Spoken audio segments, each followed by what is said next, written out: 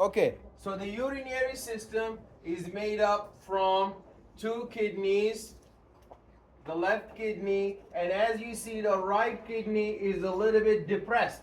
They're not like your ears, they're not evened out. So one is a little bit to the bottom.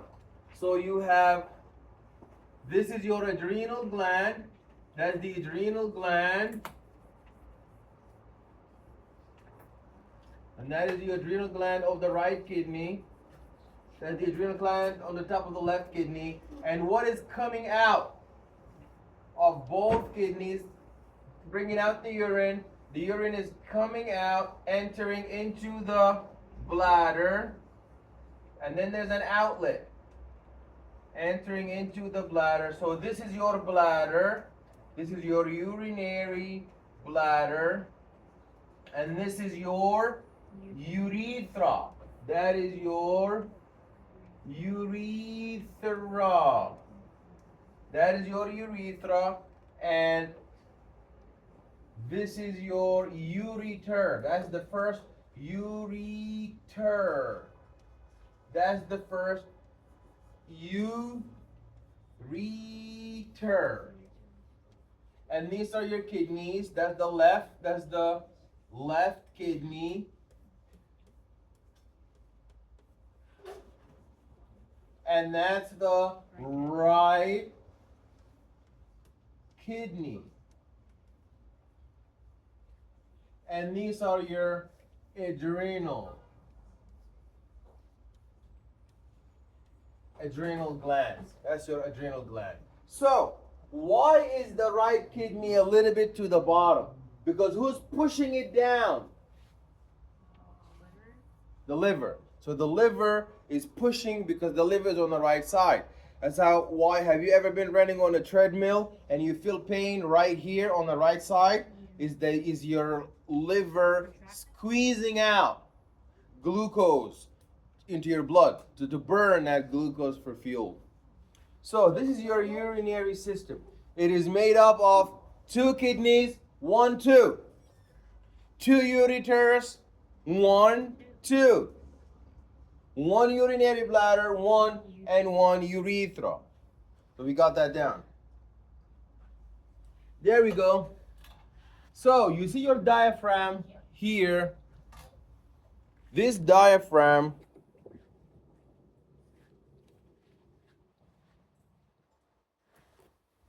okay, so this is where my mouse is. This is the diaphragm, and this is your inferior vena cava, and the red is your what kind of aorta? That is the abdominal aorta, and the red is you see here, we have, you see this red blood vessel, that's an artery, blue is a vein. Do you think the red blood is going in the kidney, coming out the blue, or do you think the blue is coming into the kidney and the red is getting out? What's happening?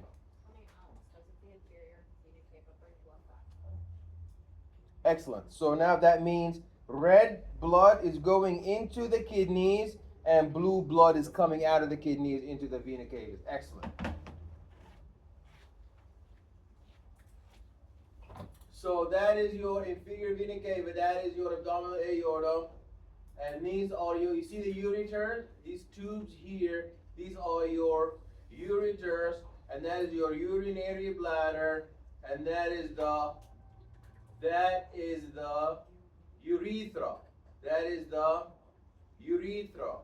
So I could tell that this is a female renal system by knowing that around my urethra something is missing, and it is not the testes.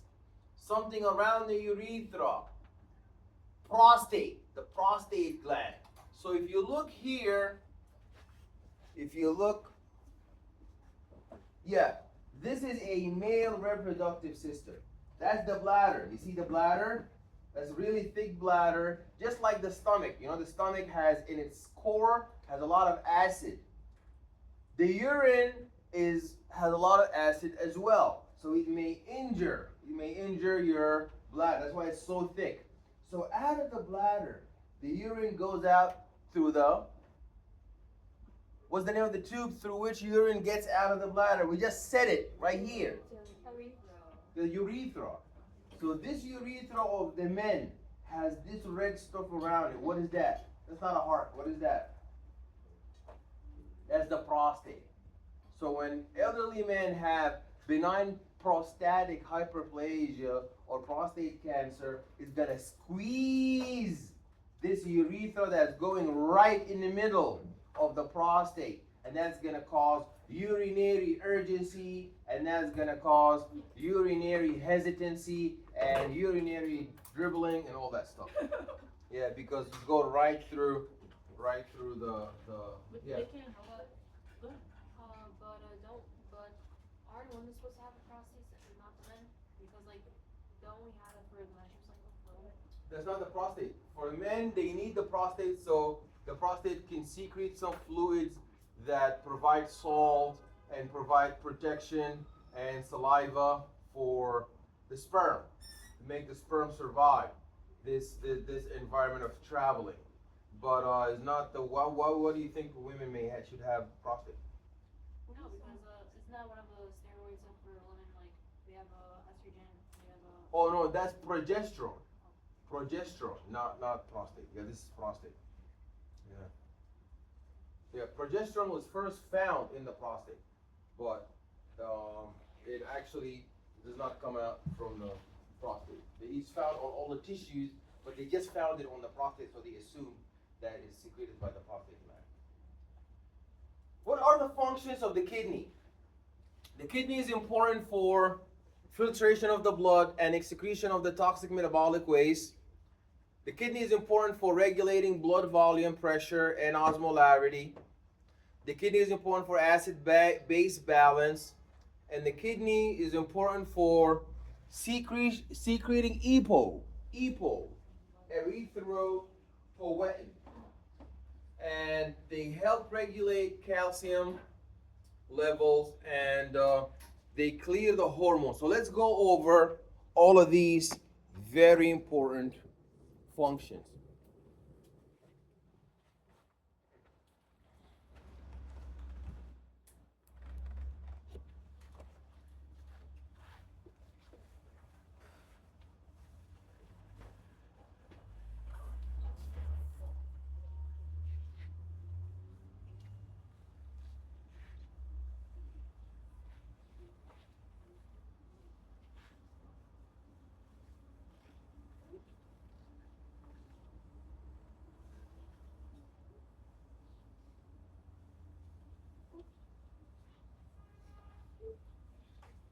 Okay, number one,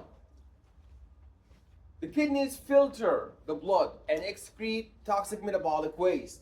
So you know, if you want to filter some orange juice, the filtration is a process that is based on what? Like dialysis, right? Remember when we did the dialysis with the cellulose bag and water keeps on flowing and glucose cannot filter out, only sodium can filter out. It is based on size. So the really big stuff like red blood cells, they cannot filter out because the slits are too small. So if a patient has kidney failure, then the holes are so big, allowing for the leakage of these red blood cells in the urine. What could cause, sometimes if you're filtering the juice and some of the orange start to fall into the cup, that means there's really big hole into your filter. So the same thing in the kidneys. If you look at the urine of the patient and you see that there is red blood cell, they have kidney failure, because now the holes are bigger than they're supposed to be. So what could destroy this filter of the kidney? Diabetes. When the sugar latches, when there's so much sugar in the blood and it starts latching into the kidneys, that's gonna destroy the filter, making the holes really big, allowing for blood to leak out into the urine. What's another reason why could the kidney filters be damaged? The high blood pressure. When the blood pressure is striking the wall so fast, hitting the walls of the kidney, destroying the kidney filters. The kidney filter is known as the glomeruli, the glomerulus.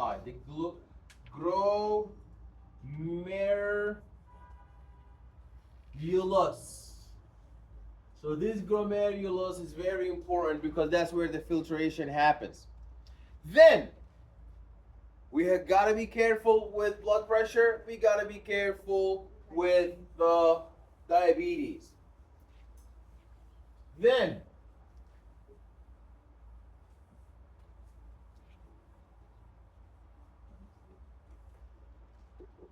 so blood is going to enter into my kidney, into my glomeruli, and then it's going to exit out to return into the blood. So it's going to enter here. The blood is going to enter into the kidney. It's going to get filtered out, and then it's going to return into the inferior vena cava. Or it's going to go where? Or it's going to go where? Outside.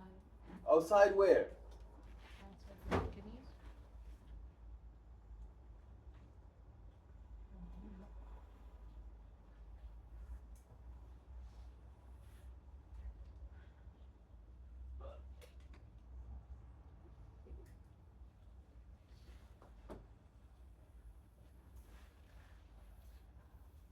Oh my goodness. All the urine goes black. Okay, so these are my kidney tubules.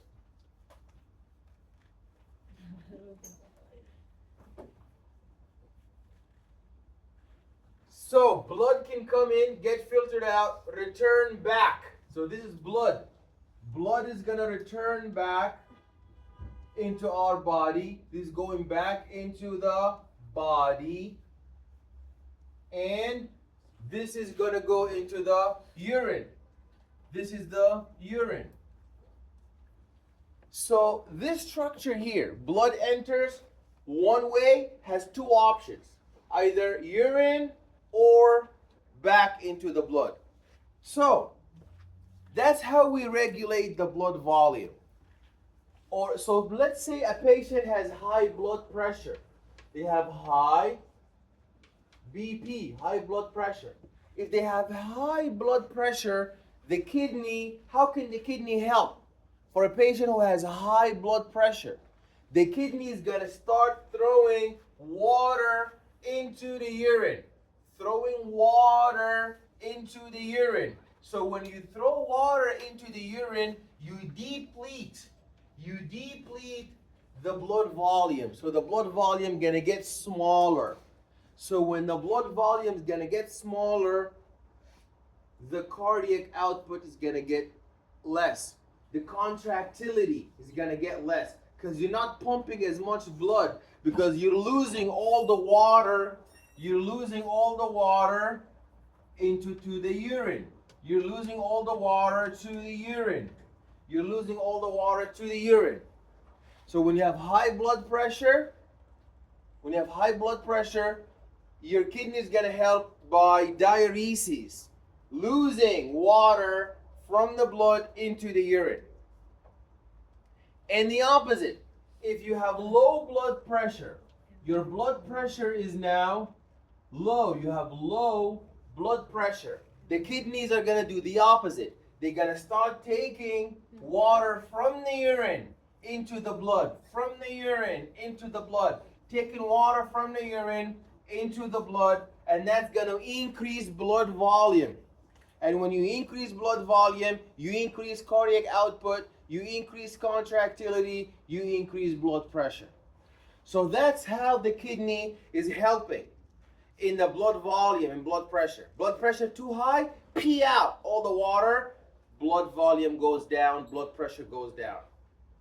Blood pressure too low, reabsorb all the water, reabsorb all the water, increase the blood volume, increase the contractility, and increase the blood pressure.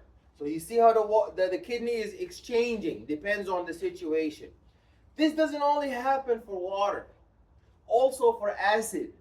If a patient has acidosis, that means the pH is really low, which means the hydrogen proton is high or low. High. It means hydrogen proton is high. So now what is the kidney going to do? It's going to send out hydrogen proton into the urine. Send out hydrogen proton into the urine. Send out hydrogen proton into the urine. Getting rid of hydrogen proton. That's why a patient who has acidosis, you take a sample of their urine, you examine it, it has high hydrogen proton because the kidney is throwing out hydrogen proton. The opposite, a patient who has alkalosis. A patient who has alkalosis has low hydrogen proton and they have high pH. Excellent. So what is the kidney going to do to solve this problem? What is the kidney going to do now? It's going to stop the leaking of hydrogen proton into the urine. It's going to hold the hydrogen protons in the blood, preventing it from being thrown out, because we need as much hydrogen proton as we can. That means there's not enough hydrogen protons, right? It's going to hold it in, yeah, because there's not enough hydrogen proton. It's going to hold it. How would it get more, how would it get more? It's not going to get more. It's going to hold it from losing anymore. Okay.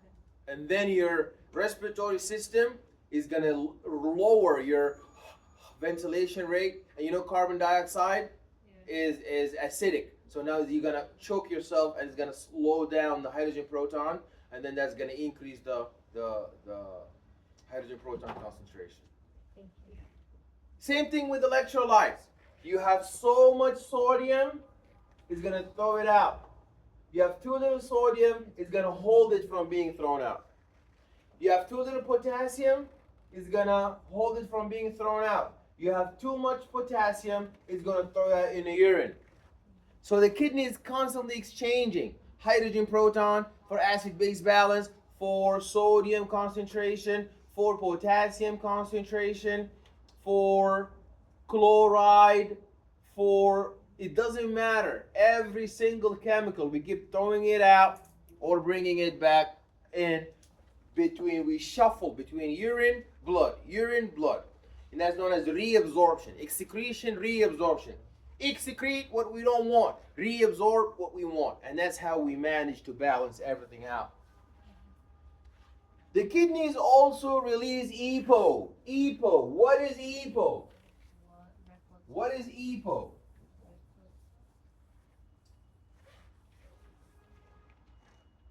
EPO, what is EPO? EPO, erythropoietin. Erythropoietin is a hormone that makes erythrocytes. So what do you think EPO does? Produces red blood cells. Excellent. So EPO produces red blood cells. So if somebody is living up in the mountains, as you go up in the atmosphere, do you get more oxygen or less oxygen? Less oxygen. That's why in the airplane there is an oxygen pump. Now somebody living in the atmosphere up in the mountain, what's going to happen is your kidney is going to sense that there is less oxygen in the blood. When the kidneys sense that there is less oxygen in the blood, they're going to send a message to increase EPO. So EPO is going to make more red blood cells to accommodate for more oxygen. EPO doesn't make more oxygen.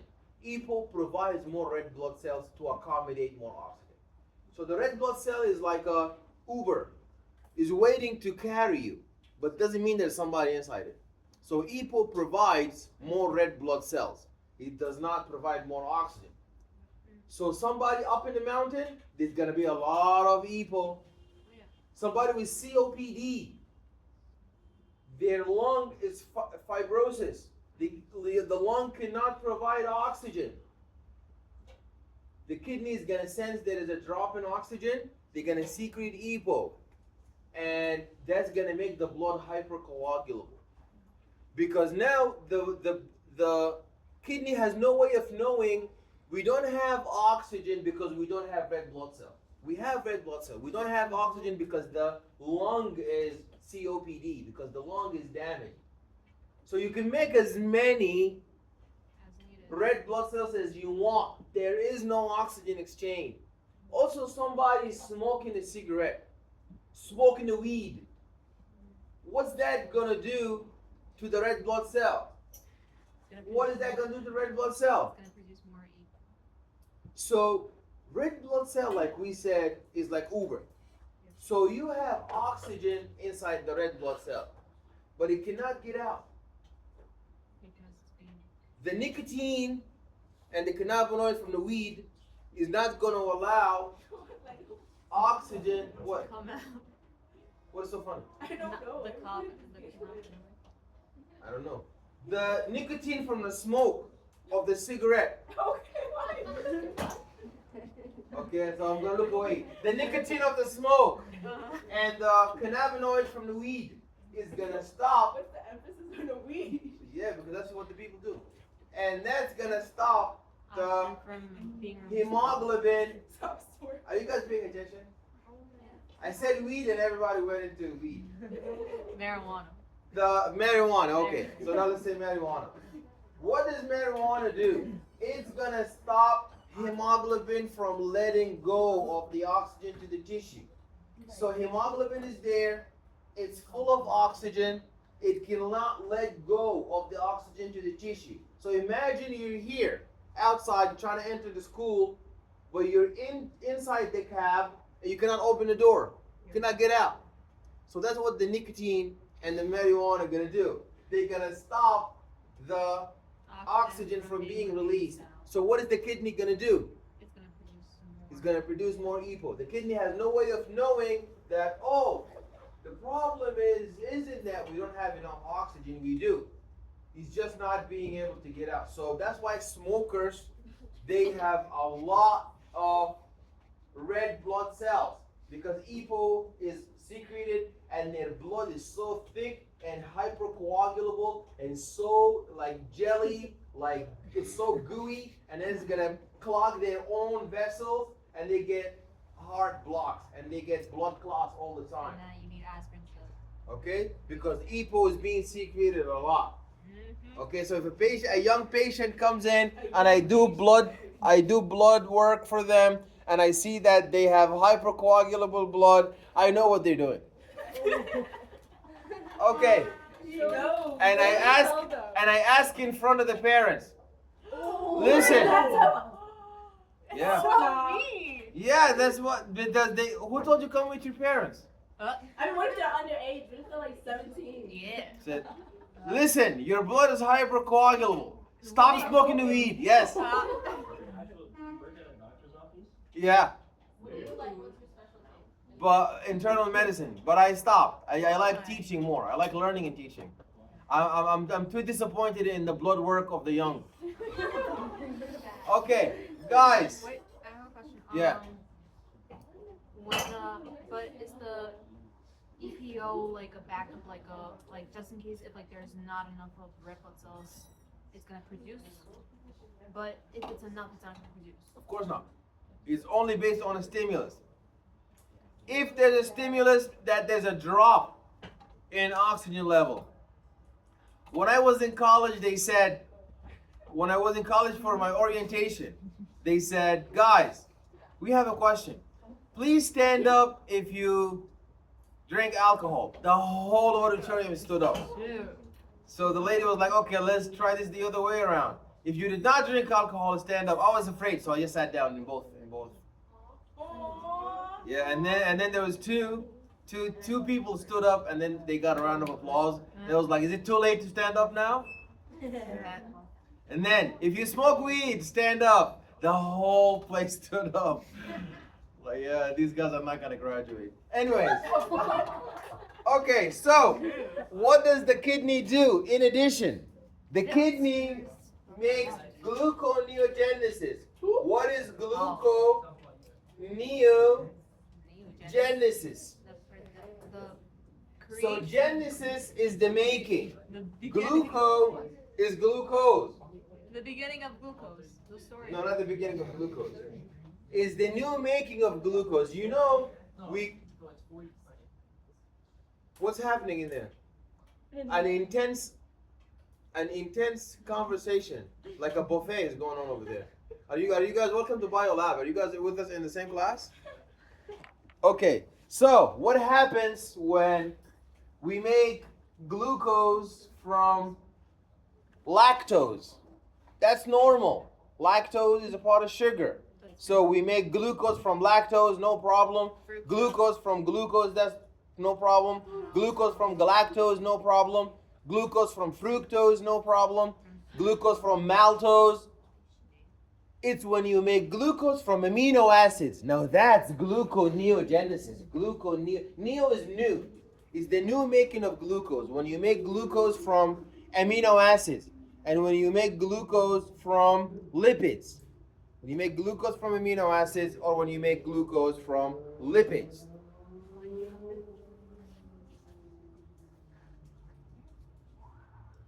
Metabolic waste. Now that is the stereotypical, there's a stereotype. Metabolic waste is a stereotype for what your kidneys remove. They remove nitrogenous waste. These are the byproducts of metabolism. You know, we eat carbohydrates, we break them down into ATP.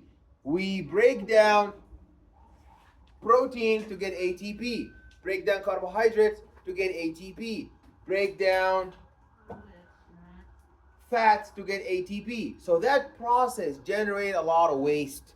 When you make a cake, you have garbage too. So you don't just make cake and you have no toxic stuff that you throw in the garbage. So always when we make ATP, there's very toxic byproduct that we need to get rid of. And the main ones you need to know are these four guys. Yes. Ammonia, Ammonia, which is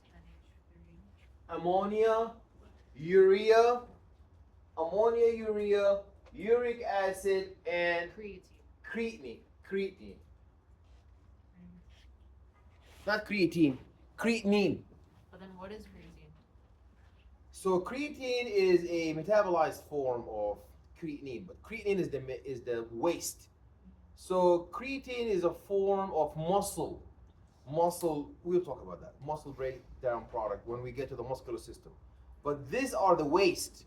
So if you take a blood sample and you see there's a lot of creatinine, a lot of uric acid, a lot of urea, a lot of ammonia, you know the patient has kidney failure because he cannot get rid of them or she cannot get rid of them. So they have kidney failure. When you find that in the blood, we cannot filter them out. So excretion, we talked about that, the removal of hydrogen protons. The kidneys are found in the back. That is known as retroperitoneal. In the back, that is retroperitoneal. So the kidney would empty its content into three sinks. You know the bathroom sink? You have the minor calyx, then you have your major calyx, then your pelvis, then your ureters. Your ureters. So this shows you how the blood vessels get smaller and smaller, but Someone's knocking on the door. I'm sorry? Someone's knocking on the door. Thank you. Is that Christopher? No, that's so. Oh yeah, where is Christopher? It says so. Thank you. Yeah. You can see through the. I said, is that Christopher? She said, no, that's Sophie. She opened the door. That was you. Because I think she saw me leave. Yeah, I didn't see you. I was talking. Okay, so I that. can hear your voice from down the hall. No way. I'm like knocking like nobody's hearing that. My mom is the same way. Oh my God, you should see what me and my mom argue. Oh boy. Lord, Yeah, it's I like don't the. want to imagine that. I can't Oh imagine yeah. that now. I got a headache just. Oh boy. The neighbors run for their life. Okay, guys. The aorta and but yeah. Okay. The aorta. The aorta and the inferior vena cava. We have outlined those. The aorta and the inferior vena cava. That is the cortical nephron, and that is the juxtamedullary nephron. Okay.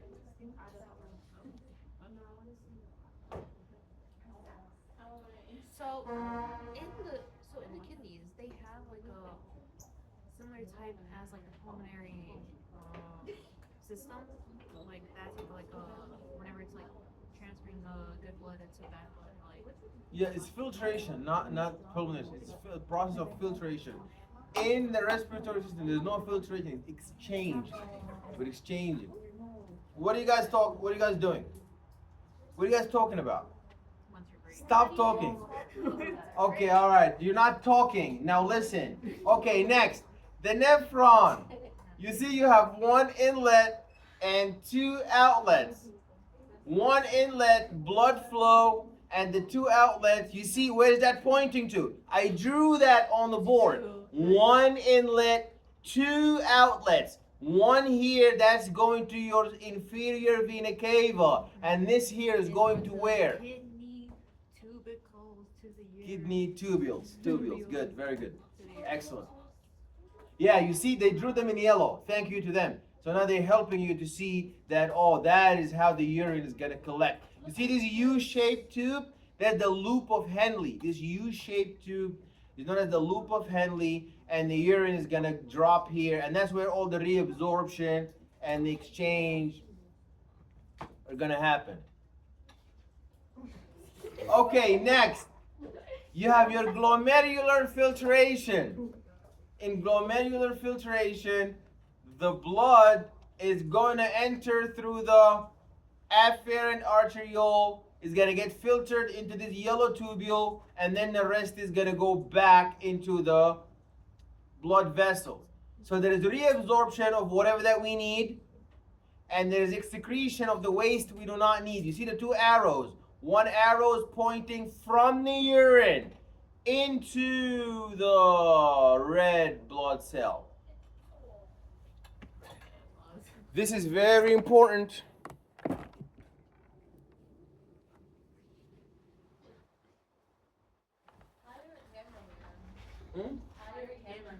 Yeah, hire a cameraman. No, I want to save it. Okay. Why'd you say yeah? Glomerular filtration. So we filtrate up here, and we create a plasma filtrate of the blood, and then there's tubular reabsorption. So we remove the useful solutes from the filtrate and return it to the blood, and then the blood is going to be secreted from the kidney tubule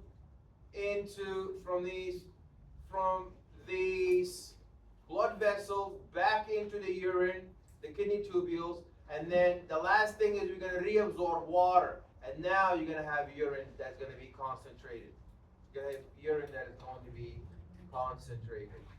This is your glomerulus where the filtration happens. And what is the concept of transport maximum? We discussed that. Transport maximum is when there's so much sugar. There's so much sugar, this sugar, you cannot release it. You cannot get it out from you cannot release it, you cannot get it out. And now there's oversaturation, so the sugars start coming out in the urine, known as glycosuria. So these are the kidneys reabsorbing water. So absorption of water. That is your bladder.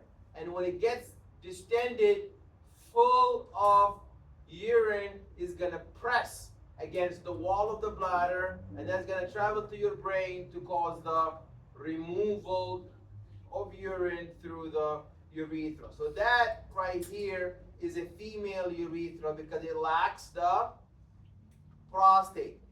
Now look at the male urethra. What does it have around? It has this prostate. You see the prostate? The female has no prostate. The male has prostate. You see females, no prostate around the urethra. That's the urethra of the man. That's the urethra of the female.